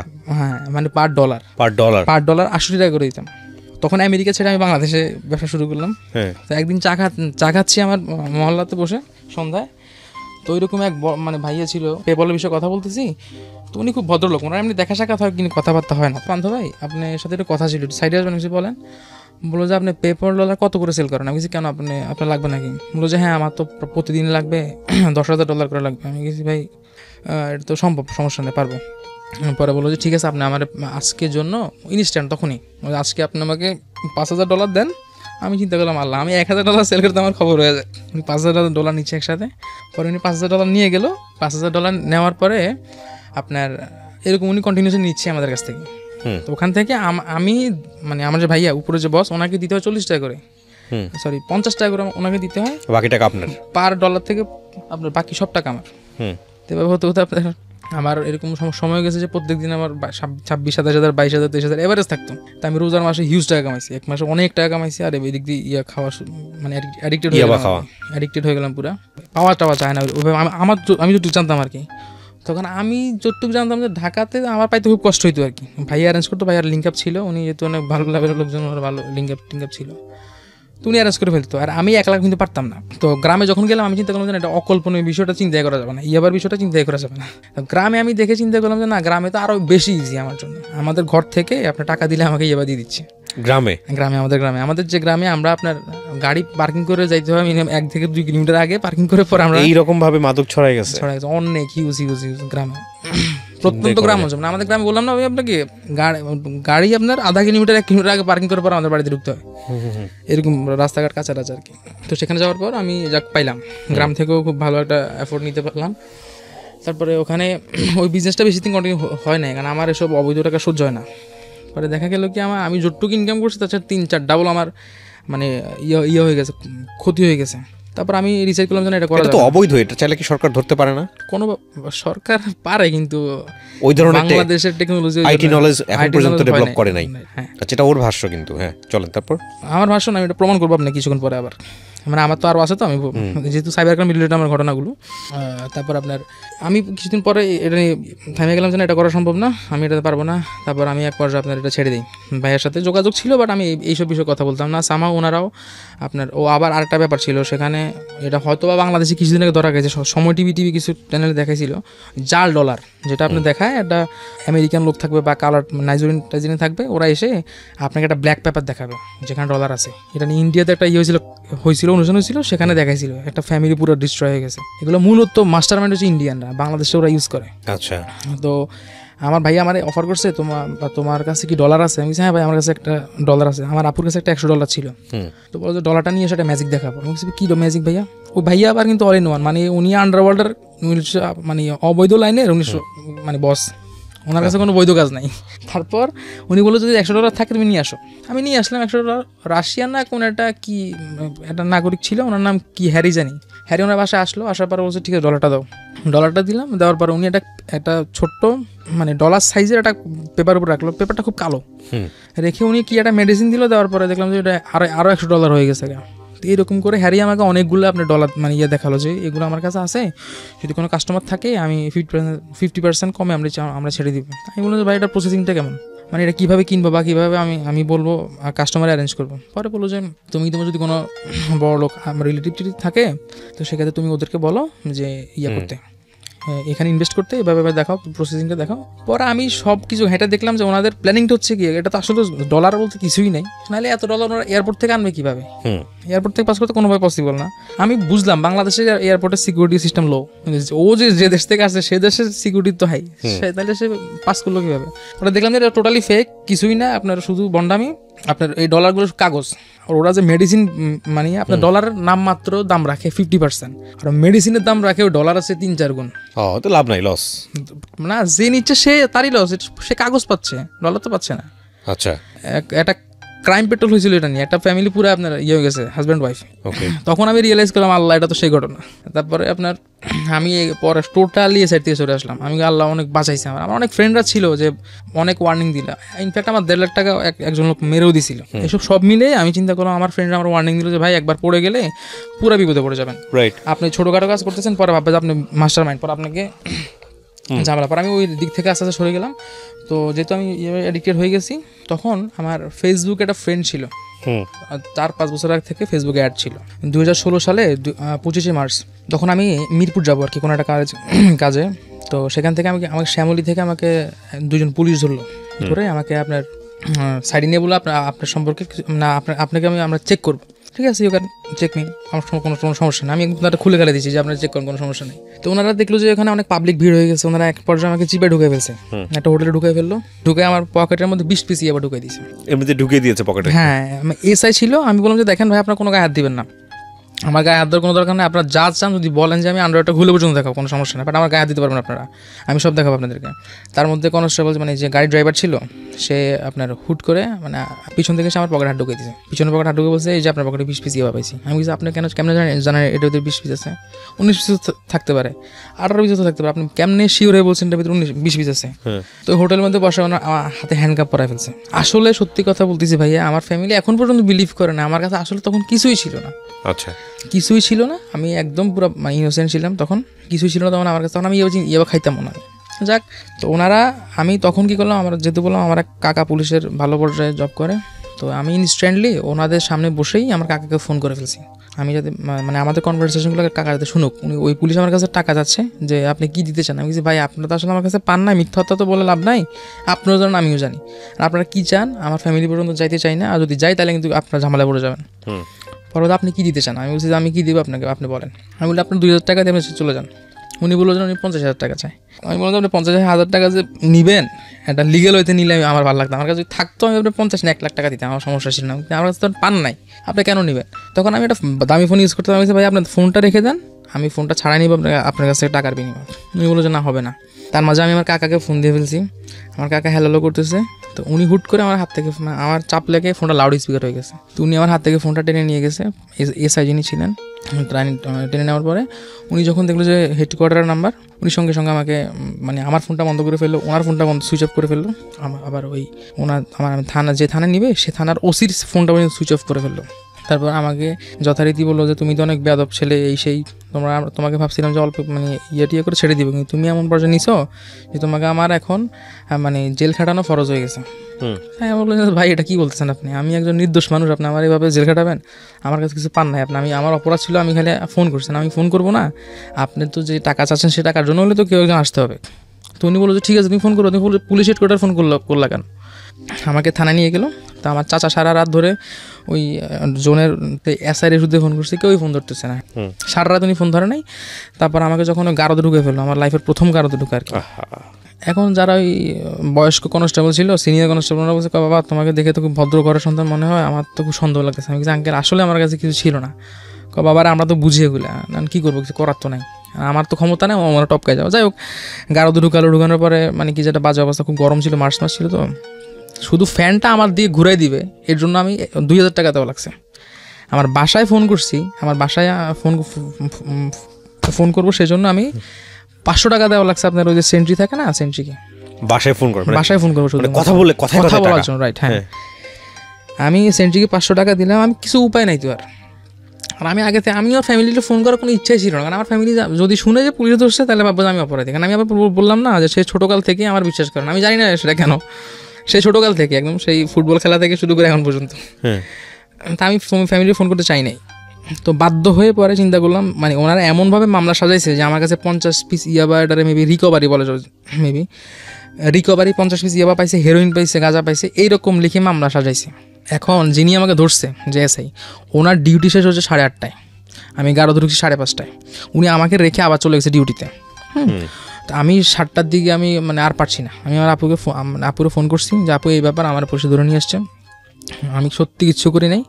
তো আমার আপু পরে দুলাভাই অফিস থেকে আসছে, এসে তারপরে আপনার মানে আরও কিছু লোকজন নিয়ে এসে মানে আমাকে ওই এসআই আমার সাথে দেখা করছে তোমার কোন এসে ধরে নিয়ে আসছে। মানে আমার ভাগ্য ভালো ছিল আর কি, এসআই মাত্র ওনার ডিউটি শেষ করে উনি ওনার ড্রেস চেঞ্জ করে উনি বাসায় চলে যাচ্ছে, সিঁড়িতে ছিল অলরেডি, অলমোস্ট উনি সিঁড়িতে ছিল। তো আমার দুলাভাই বলছে তো ওই এসআইয়ের নাম কি, নামটা বললাম, বলার পরে এসআই সঙ্গে সঙ্গে নিয়ে আসলো, নিয়ে আসার পরে বললো যে ভাই কী করে দেখেন।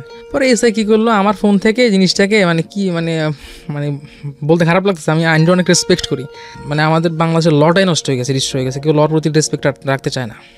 বিশেষ করে আমার তো এক সময় আপনার ওখান থেকে বের হওয়ার পর আমার অ্যাম্বিশন ছিল আমি ওর খুন করে ফেলবো, মানে আমার এত লাইফটা হেল করে ফেলছে যে মানে ফ্যামিলির কাছে আমার আপনার উনি প্রুফ করছে আমি ইয়াবা অ্যাডিক্টেড। আমার চাচা যিনি আমাকে ছাড়াইছে, পুলিশের বড় কর্মকর্তা, উনি ওনার নিজের ছেলের চেয়ে বেশি মানে আদর করতো, আজ পর্যন্ত উনি আমার কথাই শুনতে পারে না। অথচ আমি কিন্তু তখন কিন্তু আমি একদম পুরো ছিলাম, ভালো ছিলাম, আমার কোনো অপরাধ ছিল না, পুলিশ আমার অপরাধী বানাইলো।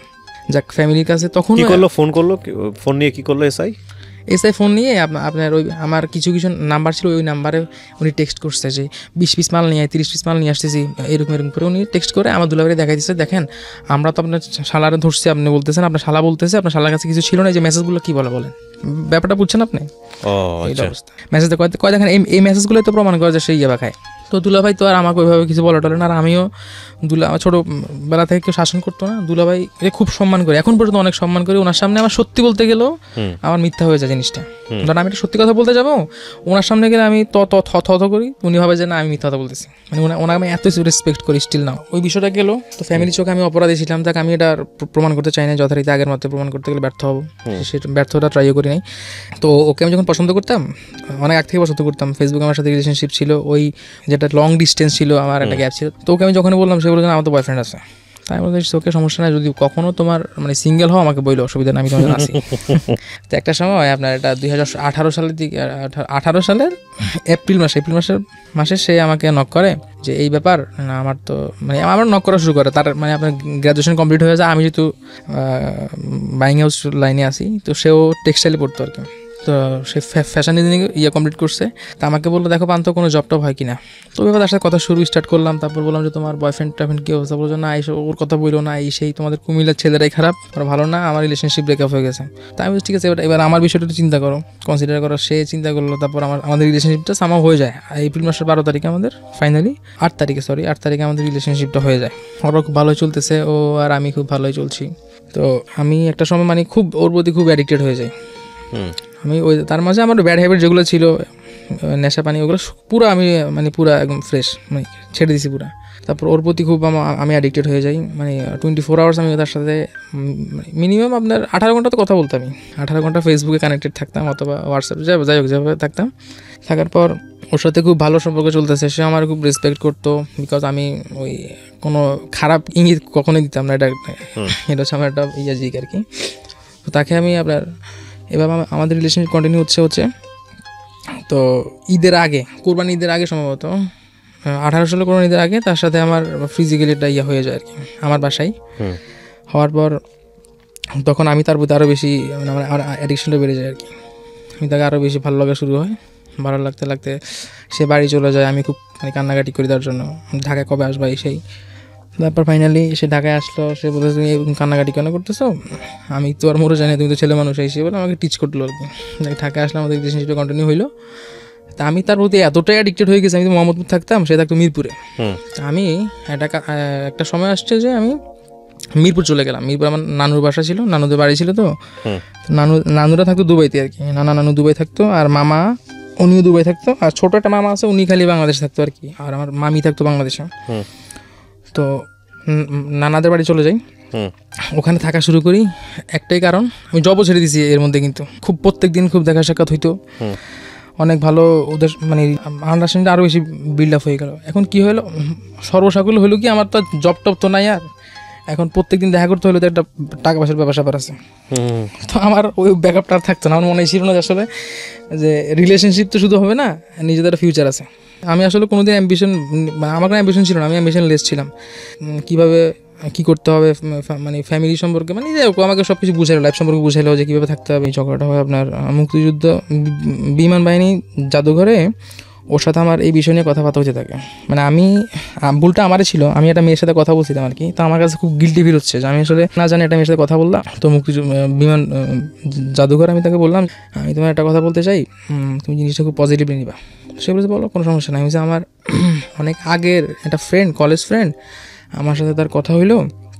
এখন আমি তো আসলে তুমি তোমার ফ্রেন্ডের সাথে কথা বলো সেটাই আমি টলারেট করতে পারি না, কিন্তু আমি তো কথা বলে ফেলছি, এখন তুমি প্লিজ বিষয়টা একটু খারাপভাবে নিও না। মানে আপনি যা ইচ্ছা ধরা দিতে গেছেন আর কি। হ্যাঁ, আমি বললাম আর কি, সে আমি বুঝি নাই যে সে এটার এত উল্টা রিয়াকশন করবে। তার রিয়াকশনটা এমন ছিল, সে পাবলিক প্লেসের মধ্যে আমার আছে হাতে দাগ আছে, এই যে এখন মধ্যে দাগ আছে, আমাকে এমনভাবে সে আপনার নখ দিয়ে স্ক্র্যাচ করলো, মানে আমার এই যে এখানে দাগ আছে এখন পর্যন্ত, এই জায়গাটা পুরো হয়ে গেছে। তখন আমার খুব খারাপ হলো, মানে আমাকে সে এইভাবে, মানে পাবলিক প্লেস ছিল তো, মানুষ ভাবছে আমি ছিনতাইকারী, চাঁদাবাজ। ওখানে আপনার ওই মিলিটারি পার্সন ছিল কিছু, যদি বিমান বাহিনী গিয়েছিল, ওনার সবাই চলে আসে, কী হয়েছে। পরে ওরা আল্লাহ রহম করছে, বলছে না এটা আমাদের ব্যক্তি মানে পার্সোনাল ব্যাপার, আমরা এমনিতে ঝগড়া করতেছি। যাক, ওখান থেকে আমি চলে আসি। তো তার সাথে ওখান থেকেই আমাদের একটা ফাটল ধরার সৃষ্টি হয় আর কি। 1 সপ্তাহের মতো গ্যাপ ছিলাম, থাকার পরে সে নিজের ভুল বুঝতে পারে, সে খুব গিল্টি ফিল করে। তারপর যেটা আসে যে সে আমার প্রতি খুব উইক হয়ে যায়। তখন আমি আবার একটু চিন্তা করলাম যে না, এখনই সময় তাকে একটু বোঝানোর যে আসলে তুমি যে কাজগুলো করে আসছো বিগত দিনগুলোতে, এগুলো আসলে খুবই বাজে। বাজে, এগুলা কোনোভাবেই মানে টলারেট করা সম্ভব না কোনো ছেলের পক্ষেই। তা আমি ওইভাবে তাকে করতাম আর কি, মানে সে আমার কাছে আসতো, আমি মানে নিজের ইচ্ছার বিরুদ্ধে গিয়ে তার সাথে ভাব নিতাম যে না সম্ভব না, এসে করতাম। তারপর সেই একটা সময় আপনার দেখলাম যে না মানে সে অনেক ইমোশনাল, তার আম্মু পর্যন্ত আমার ফোন করছে। আমাদের বিষয়টা পারিবারিকভাবে চলে গেছে, আমার ফ্যামিলি জানতো, ওর ফ্যামিলি জানতো, আমি ওর ফ্যামিলির সাথে খুব অ্যাটাচ ছিলাম, কথাবার্তা বলতাম, ওদের বাসায় যেতাম, ওর মামির বাসায়, ওর ভাইয়ের বাসায় যাইতাম। ওর মা পর্যন্ত আমাকে ফোন করে যে বাবা দেখো যাবার হয়েছে, ও তো খুব কান্নাকাটি করছে, তুমি একটু দেখো কি করা যায়, ও তো খুব কান্নাকাটি করতেছে, তুমি লাস্টবার মতো সুযোগ দাও। আমি বলছি আন্টি না, আপনি এভাবে রিকোয়েস্ট করার দরকার নেই, আমরা এমনিতেই আবার মিছিল করে নিতাম, কোনো প্রবলেম নেই, এরকম আমাদের অনেক ঝগড়াঝাটি হয়েছে। তো যাক সে আমার খুব চাইতো, মানে শেষ পর্যায়ে আর কি, সে আমাকে খুব কাছে চাইতো, আমি তার করতাম না। পরে আমি ওখান থেকে মিরপুর থেকে আমি ফাইনালি চিন্তা করলাম যে না এতদিন তো বেকার থাকা যাবে না, আমি একটা কাজ করি, আমি মোহাম্মদপুর আবার চলে আসি। তো এই গত 19 সালের রোজার মাসে আমি মোহাম্মদপুর শিফট হয়ে যাই। মোহাম্মদপুর শিফট হওয়ার পরে আপনার ওখান থেকে যথারীতি বাড়ি থেকে ইট করে চলে আসি। আসার পর আমি একটা ছবি পাঠাই, মানে ওকে একটু হার্ট করার জন্য আর কি, যে দেখো তুমি এতদিন যে ফ্রেন্ড সার্কেল নিয়ে ঘুরলা, ছেলে ফ্রেন্ড নিয়ে ঘুরলা, আমি অনেক কষ্ট পাইতাম এই ছেলেদের ছবি টবি দেখলে। তো সেই বেসিসে এই অসুস্থ ছিল, তার টাইফয়েড ছিল সম্ভবত, তখন সেই জিনিসটা মানে আমার উচিত হয় নাই ওই সময়টাতে পাঠানোর, বিকজ সে অনেক অসুস্থ ছিল, আমি জানতাম না। তো এইটা দেখার পর সে খুব কষ্ট পায়। তারপর আমি ওকে ব্লক টক করে দিই হোয়াটসঅ্যাপ থেকে। এক পর্যায়ে সে খুব কষ্ট পেয়ে আমি তার ফোন ধরি না। এটা সম্পর্কে কয় বছর পরের ঘটনা? এটা বছর না, প্রায় 9 মাস, 1 বছর হবে। হ্যাঁ 1 বছর অনেক ঘটনা আছে, সেটা নিয়ে পুরো একটা স্টোরি বলা যাবে, সেই জন্য আমি শর্টকাটে বললাম আর কি, মূল কাহিনীতে আসার জন্য। যে এটা সম্ভব না তোমার সাথে রিলেশনশিপ করা, তুমি দেখো যে বুঝো যে কেমন লাগে। মানে আমার উদ্দেশ্য ছিল তাকে আন্ডার ট্রায়ালে রাখা, যে সেও বুঝুক যে আসলে সে ভুল করছে, মানে সে নিজে রিয়েলাইজ করুক যে না পান্থর সাথে রিলেশনশিপ থাকা অবস্থায় সে আমাকে মানা করতো যে ছেলের সাথে কথা বলতে না বা ফ্রেন্ডশিপ রাখতে না। সেটা আসলে এখন পান্থ যে করতেছে আমার যেমন খারাপ লাগতেছে, এই খারাপটা পান্থরও তখন লাগতো। এই জিনিসটা জাস্ট বোঝানোর জন্য, আমি অনেস্টলি বলতেছি আজকে এখানে, আমি এই জিনিসটা বোঝানোর জন্য তারা শুধুমাত্র ছবিগুলা তাকে পাঠালাম। 2-3 মাস কথাবার্তা হয় না। তো এদিক দিয়ে আমি আমার নিজের বিজনেস নিয়ে ব্যস্ত ছিলাম। আমি এর মাঝে আবার নতুন করে যেহেতু জব করতাম না, তো দুলাভাই বললো যে তাহলে কী করবো, একটা বিজনেস নিয়ে শুরু করো। তা আমি বললাম যে ভাই ঠিক আছে, আমি অ্যাক্সেসরিজের লাইনটাই নেই, অ্যাক্সেসরিজের ব্যবসা শুরু করলাম। তো ভালো কিছু অর্ডার পাচ্ছিলাম, আমি খুব ব্যস্ত ছিলাম কাজটা ধুমসে করতেছিলাম, ভালোভাবে করছিলাম, ভালো অর্ডার পাচ্ছিলাম। তো এর মাঝখানে 2 মাস হয়ে গেছে, প্রায় 2 মাস হয়ে যাওয়ার পরে সম্পর্ক ভাঙা 2 মাস হয়ে গেছে। তার মধ্যে আমি বাসা নিয়ে নিলাম, আমি আলাদা হয়ে গেলাম। তার আগে আপুর বাসায় থাকতাম, মিরপুর থেকে এসে আপুর বাসায় থাকলাম, ওখান থেকে ব্যবসা নিয়ে শুরু করে পরে আসতে আলাদা হয়ে গেলাম, বাসা নিলাম। তো যাক আমি সব কিছু ওর মতো করে প্ল্যানিং অনুযায়ী করলাম। করার পর আমি 2 মাস পর ওর একদিন ফোন করলাম, আমাদের লাইফে যা হয়েছে তুমি এখন আমার লাইফে ব্যাক করো। সে বললো যে আমার সম্ভব না, মানে সে খুব ভাব নিয়ে আপনি করে চিনেই না আমাকে, ভাব নিয়ে সে আমার সাথে কথা বলবে না। আমি সরি টরি অনেক কিছু বললাম, মানে তার পায়ে ধরা পর্যন্ত বাকি ছিল না, মানে ফোনে আর কি, মানে অনেক বুঝাইলাম, সে বুঝবে না, সম্ভব না, সেই করলো।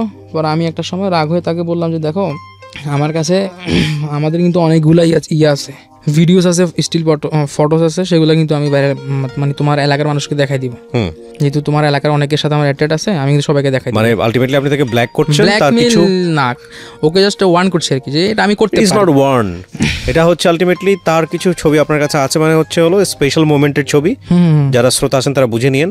এই ছবিগুলো আপনি আপনার কথা মতো ও কাজ করছে না বিধায় আপনি তাকে এক ধরনের থ্রেট দিচ্ছেন যে আমি ছবি কিন্তু আলটিমেটলি তোমার আত্মীয় স্বজনকে পাঠিয়ে দিব। হ্যাঁ তাই তো, মূল কথা তো তাই।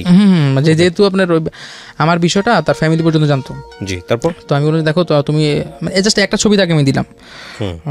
তার মাঝখানে তার আগেও একটু বলি, তার আগেও সে আমার কাছ থেকে অসংখ্য ছবি নিয়েছে, অসংখ্য ছবি সে আমার কাছ থেকে নিল, যে পান্থ দাও আমার একটু দেখতে ইচ্ছা করছে, মানে যেগুলো ভিডিওস ছিল সেগুলো মানে দেখতে ইচ্ছা করছে বলে আমার কাছে ভিডিওসগুলো সে নিত, হোয়াটসঅ্যাপে নিত।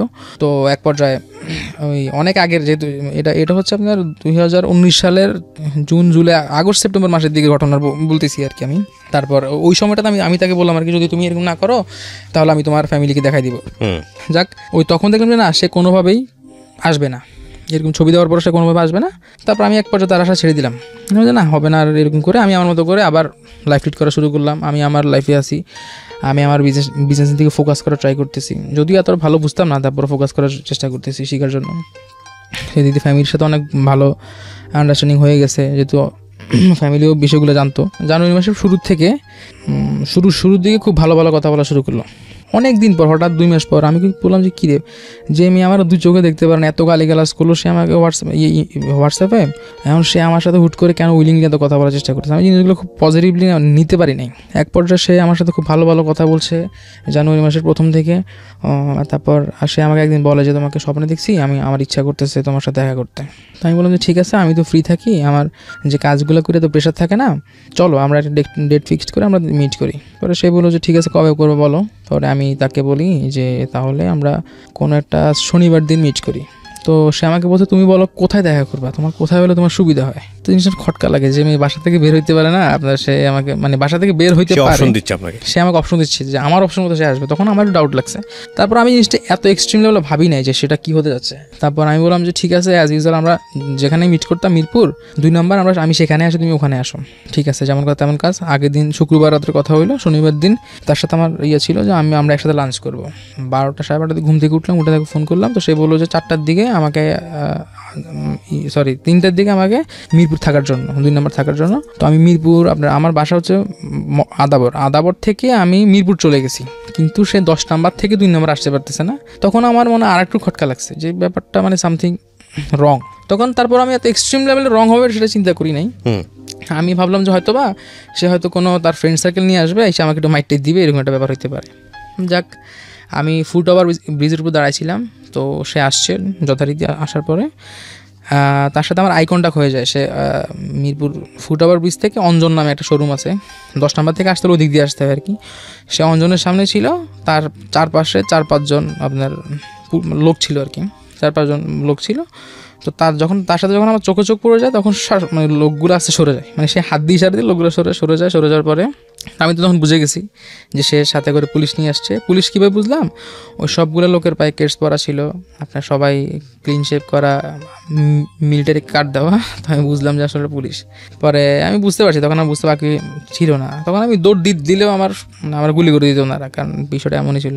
তখন মিরপুর শপিং কমপ্লেক্সের সামনে আসলো, আসার পর আমাকে ফোন করছে। তখন আমি তো ভয় কিছু করার নাই আমার আর। তো বলছে ঠিক বলছে তুমি কই? আমি বলছি আমি তোমার উপরে। ঠিক আছে নিচে নামলাম আর কি। নিচে নামে ওর সাথে হাই হ্যালো করার আগে ওই লোকগুলো আমাকে পিছন থেকে ধরে ফেলে আমাকে। এটা কত টাইম ধরা হলো আপনাকে পুলিশ থেকে? সরি, এই ধরে ফেলার জায়গাটা এটা কি পুলিশ ধরলো? ডিবি ছিল না, ডিবি ধরলো। ডিবি মানে কতবার পুলিশের কাছে ধরা হলো এটা নিয়ে? 2বার। তো আলটিমেটলি তো ফ্যামিলিতে আর মনে হয় না যে সুযোগ আছে, কারণ এর আগেও ধরেন পুলিশ ধরে নিয়ে গেছে, পুলিশ কেস হয়েছে। এর আগে আপনি কুমিল্লাতে গিয়ে একটা বিয়ে করে ফেললেন হোঁচট খাওয়ার মতো। তারপরে হচ্ছে এই ঘটনাটা কতদিন আগের যেটা আপনি বলছিলেন? জানুয়ারি মাসের 11 তারিখে, এই 2020 সালের জানুয়ারি মাসের 11 তারিখে 4টার দিকে। চিন্তা করেন অবস্থা। তারপর হ্যাঁ, এখানে আমি কনভিক্টেড, এটা আমি মানি, এখানে কোনো প্রবলেম নেই। এখানে আপনি তাকে তো ভয় দেখিয়েছিলেন ছবিগুলো আপনি পাবলিশ করে দিবেন। না পাবলিশ বলতে ওইভাবে পাবলিশ আমি তাকে বলছিলাম যে তোমার ফ্যামিলি পারসন, আমি তাকে ব্যক্তিগত বিষয় একজনকে দেখালো, এটা পাবলিকলি দেখানো। আমি খুবই শিক্ষণীয় একটা গল্প, বিশেষ করে এটা যারা করেন। হ্যাঁ বলেন। তারপর এটা শুধু এখন থেকে না, আমি তাকে এটা আমাদের রিলেশনশিপ স্টার্ট হওয়ার পর থেকে মানে আমাদের দুজনের ঝগড়া হইলে আমরা এই কাজটা করতাম। সে আপনারা যদি চান তাকে ফোনে নিতে পারেন। আমাদের রিলেশনশিপ স্টার্ট হওয়ার পর থেকে আমি মানে যখন যেহেতু আমি বললাম না, আমি ওরা খুব লাভ করতাম, অনেক বেশি লাভ করতাম। তো আমি তারা ওইভাবে বলতাম। আমাকে সে ওখানে নিয়ে গিয়ে পুলিশের সাথে ধরাই দেওয়ার পর পুলিশ আমাকে বললো, আমি মনের দিক থেকে বলি, আমি পার্সন হিসেবে তো রাইট ছিলাম। আমি তাকে পুলিশ যখন আমাকে ধরে, পুলিশ আমার ফোনের মধ্যে কিন্তু সব কিছু পেয়ে যাওয়ার পরে তো এটাই কিন্তু এনাফ ছিল তাদের কাছে। আমার হাতে যা ছিল, মানে যে ভিডিওসগুলো পেয়েছিল সেটাই এনাফ ছিল। তো তারা কী করলো, আপনার বললো যে, তা আমি বললাম যে স্যার আমার আরেকটু কথা আছে, ওর ভিডিওসগুলো শুধু এখানে সীমাবদ্ধ না, আমার আরও কিছু জিমেল আইডি আছে। তো সেই জিমেল আইডি কোথায়? আমি বলছি যে জিমেল আইডিটা তো হারাই গেছে। সেই জিমেল আইডিটা হচ্ছে আমার এক ভাইয়ের নামে, ঢাকা উদ্যানে এক বড় ভাইয়ের নামে সিম রেজিস্ট্রেশন করা। তো ওই সিমটা তুললে ওখান থেকে সবগুলো ডিস্ট্রয় হয়ে যাবে টোটালি। তো আমি ওনাদেরকে বলে ফেললাম। তো ওনারা সে আমার ভাইয়াটাকেও মানে ঢাকা উদ্যান থেকে তুলে নিয়ে আসলো। এসে আমার যতগুলা জিমেল আইডি ছিল সবগুলা থেকে করে দিল আর কি, ওনাদের আর্কাইভে নিয়ে নেওয়ার পর আমাকে ডিবি অফিসে নিয়ে প্রথমেই হাত পা বেঁধে মানে প্রচণ্ড টর্চার শুরু করলো আর কি। টর্চার করার পরে এক পর্যায়ে আমার বাম পাটা অনেক ফ্র্যাকচার হয়ে যায় টোটালি, আর প্লাস্টার করছে অবশ্য পরে এনে। পরে ওই ওনারা আমার খুব টর্চার করলো আর কি প্রথমত নিয়ে। ওর সামনে আমার মানে 2 হাতে হ্যান্ডকাপ লাগাইছে, আপনার একটা চেয়ারে বসালো, আর সামনে আর একটা চেয়ারে পা ঢুকিয়ে দিল আর কি। মানে এত অমানবিক নির্যাতন, আল্লাহ, মানে এটা বলার মতো না। আমার হাত পা, আমার পিঠ, আমার একদম কি বলবো মানে সর্বাঙ্গ বলা যাবে না, পায়ের মধ্যে বেশি ওরা টর্চার করে আর কি, মানে যেটা সহ্য করার মতো না। তো আপনার আমার কাছে কিছু নাই আর আমি আর কী দিব আপনাদেরকে, ওনারাও জানে যার কিছু নাই, আর ছেলে কী দিবে।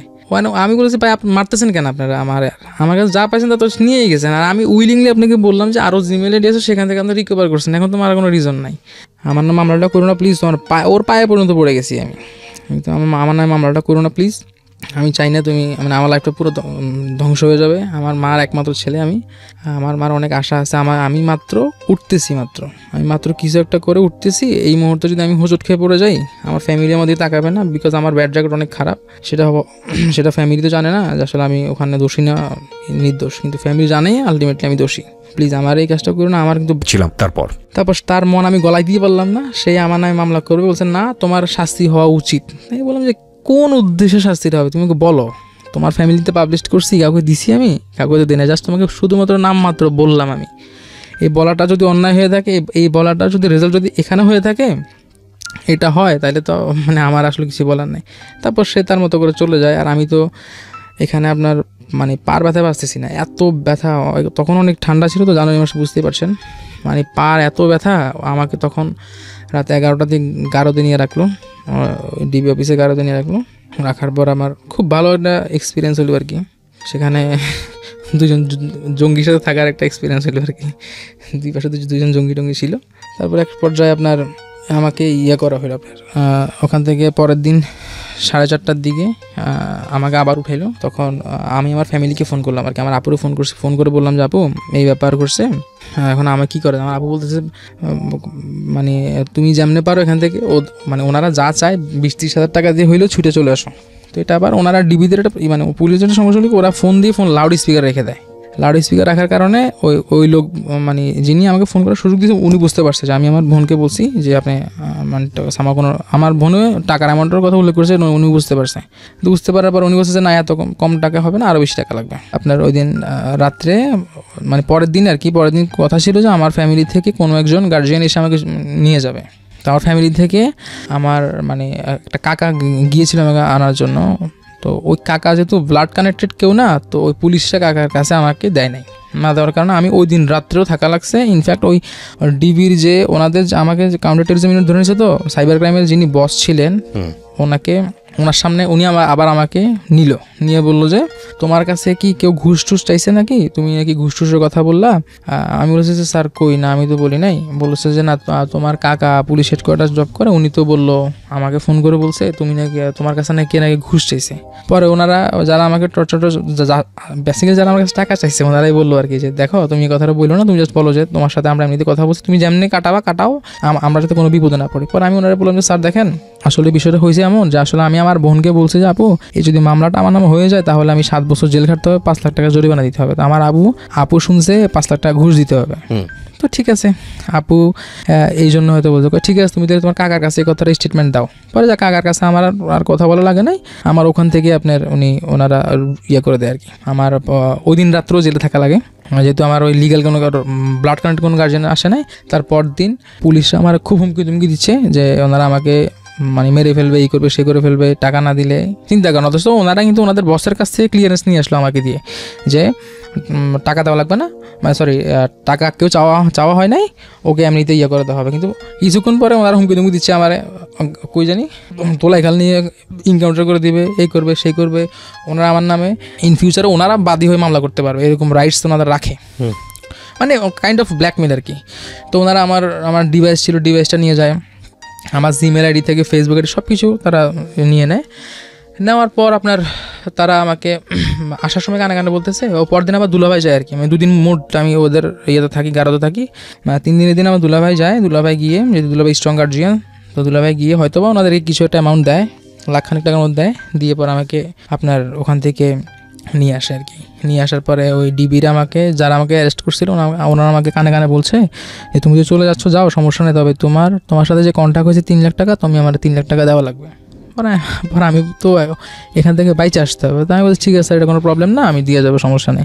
কয়টা কিন্তু উপর লেভেলে কেউ জানতে পারবে না, এটা শুধু তুমি আর আমরা সারাতে কেউ না জানে। ছবিগুলো তাই তো? হ্যাঁ, ছবিগুলো নিয়ে তারা আমার ব্ল্যাকমেল করছে আর কি, যে ওই ছবিগুলো বিনিময়ে তারা আমার কাছে 3 লাখ টাকা দাবি করছে, আদারওয়াইজ তারা এই ছবিগুলো নিয়ে ইন ফিউচারে আমাকে আবার অ্যারেস্ট করতে পারবে। তো তারা আমার কথা হচ্ছে আমার নামে যেহেতু কোনো মামলা হয় নাই, ওই মেয়েটা আমার নামে কোনো মামলা করে নাই, তো ওনাদের যতটুকু দায়িত্ব ছিল ওনারা আমার কাছে যেসব এভিডেন্সগুলো ছিল সেগুলো রেখে দিয়ে আমাকে আমার ডিভাইসটা দিয়ে দিবে আর আমার সিম কার্ডটা দিয়ে দিবে। এটা হচ্ছে একটা লিগ্যাল প্রসেস আর কি। এখন ওনারা কী করলো, আমার ডিভাইস তো দেয় নাই আমাকে আপনার করলো, আবার ডিভাইস নাটা দিয়ে ওনারা আবার আমার ব্ল্যাকমেল করা শুরু করলো। আমাকে সিঁড়ি দিয়ে আমার সময় বলছে যে তুমি যদি 3 লাখ টাকা না দাও তাহলে তোমাকে আমরা আবার যে কোনো সময় অ্যারেস্ট করে নিয়ে আসবো। তো এখন আমার যে সিম কার্ডগুলো ওখানে ছিল, আমার নামে রেজিস্ট্রেশন করা, আমার ফেসবুক আইডি লগ ইন করা, তারপর আমার হোয়াটসঅ্যাপটা লগ ইন করা, তার মধ্যে হয়েছে কি তারা আমার পরিচিত কয়েকজনকে ওরা আমার হোয়াটসঅ্যাপ থেকে এই ছবিগুলো পাঠিয়ে দিছে, আমার হোয়াটসঅ্যাপ আইডি থেকে আমাকে ছবিগুলো পাঠিয়ে দিয়েছে। যখন আমাকে মুসলেখা দিয়ে আমার দুলাভাই ছেড়ে নিয়ে আসছে তখন আমি দেখলাম কীভাবে ওনারা একটা লক ছিল আর কি, ওই লকটা যখন ওপেন করছি, লকটা খোলার সময় আমি জিনিসটা দেখলাম যে ওনারা অনেককে আমার ছবিগুলো পাঠাইছে, আমার মানে নোন পার্সন যারা ছিল তাদেরকে। তারপরে আমি ওনাদের কিছুই বললাম না, আমি যথাযথ বাসায় চলে আসছি, এসে আমার আগে পায়ে ব্যান্ডেজ করলাম, করার পরে চিন্তা করলাম যে না, এটা তো আসলে কোনো সলভ না, আমি আন্ডার থ্রেডে এখন পর্যন্ত আছি। এই যে আমি এখন মতো সিমটা চালাচ্ছি, আমি ওনাদের মানে পারমিশন না নিয়ে সিমটা তুলে ফেলছি, আমি কি করবো বলেন? ওনাদেরকে ফোন করি, আমি ওনাদের কাছে নাম্বার চাইছি যে আমি কোন নাম্বারে গেলে আপনাদেরকে পাবো, কিন্তু ওনারা স্পেসিফিক্যালি কোনো নাম্বারটা আমার দেয় নাই। এখন আমার এই সিমে ব্যাঙ্ক অ্যাকাউন্ট অ্যাড করা, আমার রকেট, ডাচ বাংলা বা নগদ টগর যা কিছু ছিল আমার সিমে অ্যাড করা ছিল, তা বাধ্য হয়ে সিমটা তুলে ফেলছি। এখন তুলে ফেলার পরে দেখলাম যে আরও প্রবলেম শুরু হয়েছে, যে আমার সিমে কোনো নেটওয়ার্ক পাচ্ছি না, আমার সিমটা ট্রেসিং করা হচ্ছে, আমি বুঝতে পারছি আমার সিমে নেটওয়ার্ক থাকে না বা অনেক কিছু অনেক প্রবলেম ফেস করছি আর কি। বের হয়ে গেছি, বের হওয়ার পর আমার ফ্যামিলি কারো কাছে মুখ দেখার মতো কোনো স্কোপ নাই আর কি। এখন পর্যন্ত বাসায় আমি ঢুকতে পারি নাই, আমার সাথে সামনাসামনি এখনও হই নাই, আমার আপুর সামনাসামনি হই নাই, যদিও আমি মানে এটা আমার ফ্যামিলির জন্য খুব একটা ব্যাড নিউজ, কারণ আমার আপুর 2টা কিডনি ড্যামেজ নষ্ট, তো সে এমনিতেই আমার নিয়ে খুব চিন্তা ভাবনা করে, আমার আম্মাও আমাকে নিয়ে অনেক টেনশন করে, অনেক মানে আমার নামে কোনো কিছু শুনলেই তারা দুজনে ফিট হয়ে যাওয়ার মতো অবস্থা, এমন অবস্থা আর কি, হার্ট অ্যাটাক করার মতো অবস্থা। তো এই জিনিসটা খারাপ লাগছে যে এমন একটা সময় হলো যে আমার আপু আপনার সিঙ্গাপুর মানে যাওয়ার প্রস্তুতি নিচ্ছে, যে আপনার মানে মানে চিকিৎসা করানোর জন্য। ইন দ্য মিন টাইম আমার সাথে এই দুর্ঘটনাটা ঘটে গেল, তা আপু অনেক বেশি অসুস্থ হয়ে যায়। তা আপু সিঙ্গাপুর থেকে চিকিৎসা করে চলেও আসছে, আর আমি হতভাগে এখন পর্যন্ত যাই আপুর সাথে দেখা করতে পারিনি, আপুর চেহারাটা দেখতে পারিনি। এখন কারো কাছে মুখ দেখাতে পারছি না, ফ্যামিলির কারো কাছে, সবার কাছে দিনের আলো তো স্বচ্ছ যে আমি আসলে একটা। এই ছবিগুলো আপনার আদান প্রদান করার প্রয়োজনটা কি ছিল? প্রয়োজনটা ছিল যেটা আমি আল্লাহ ভালো জানে, আমি বুঝলাম না, জানতাম না আমি কেন যে জিনিসগুলো করলাম, আমি জানি। আর এটা তো রিস্কি না, আপনার সেলফ হাই রিস্ক, এটা একদম আমার নিজের খালি না, আপনি যে কোনো ধরনের পর্নোগ্রাফি যদি ফোন স্টোরেজ রাখেন, এটা আপনার এই পর্নোগ্রাফির মামলায় আপনি 7 বছর রাখার জন্য আপনার মামলা হয়ে যাবে। হ্যাঁ রাইট, এটা আপনার হোক আর জারি হোক, XYZ জারি হোক, যেহেতু বাংলাদেশে আপনার পর্নোগ্রাফি সাইটগুলো বন্ধ করে দিচ্ছে, তো সেক্ষেত্রে রাখলে আপনার সমস্যা। তো ওখানে আরেকটা প্রবলেম বলি আপনাকে, যেহেতু আমি অ্যাডাল্ট, আমরা তো পর্ন সাইট বিভিন্ন VPN টিপিএন দিয়ে ইউজ করি, তো আমার ফোনে কিছু পর্ন ছিল যেগুলো ফেসটা দেখা যায় না আর কি। তো ফর্চুনেটলি আর আনফর্চুনেটলি কিছু আপনার ভিডিওস আছে যেটা মানে হাইট মেন্ট সব আমার মতো, তো ওরা ভাবছে যে এটাও আমি, মানে ওই ডিবিরা ভাবছে যে এটাও আমি, ওরা ধরে নিচ্ছে এটাও আমি। তা আমি ওটা প্রমাণ করতে বাধ্য, মানে বুঝলাম যে ভাই দেখেন এখানে ওয়েবসাইটের নাম লেখা আছে, ওই স্ক্রলে আপনার ওয়েবসাইটের নাম উঠে, আমি দেখেন এটা একটা ওয়েবসাইট থেকে ডাউনলোড করা। পর্নোগ্রাফি স্টোরেজ মানে মোবাইলে রাখলেও আপনার 7 বছর আর 5 বছর 5 লাখ টাকা জরিমানা এরকম একটা ধারা আছে আর কি, রাখাটাও রিস্কি। সো এখন আপনার কিভাবে সময় কাটে? এখন সময় কাটে আপনার ঘুমাই থাকি সারাদিন, সেটা জানি। আমি অবশ্য আপনার বাইরে চলে যাবো আর কি, একটা প্রসেসিং চলতেছে, ফ্যামিলি থেকে বুঝতে পারছে যে আসলে আমার পক্ষে থাকা সম্ভব না, আর আমি এমনিতেও আন্ডার রিস্কে আছি। আমি আপনার স্টুডিও থেকে বের হইলে আমার অ্যারেস্ট করতে পারে, আমার সম্ভাবনাও আছে, আমি জানি, বিকজ আপনার তো এই যে পর্নোগ্রাফি যেটা বললেন, রাইট সাইবার ক্রাইম যেহেতু আপনি এক্সপোজ করেন নি, কিন্তু পর্নোগ্রাফির মামলা হতে পারে, আর আপনি তাকে যেহেতু ভয় দেখাইছেন যে কোনো মুহূর্তে আপনি এটা পাবলিশ করে দিবেন বা এরকম কিছু, না সেটা তো ওই পুলিশদের কাছে, মানে আমার কাছে তো কিছু নাই। আর এই গল্পটা আপনি কেন বললেন, যেটা আমি প্রশ্নটা প্রথমেই করেছিলাম, এবার আপনি পুরো রিজনটা আপনার কাছ থেকে জানতে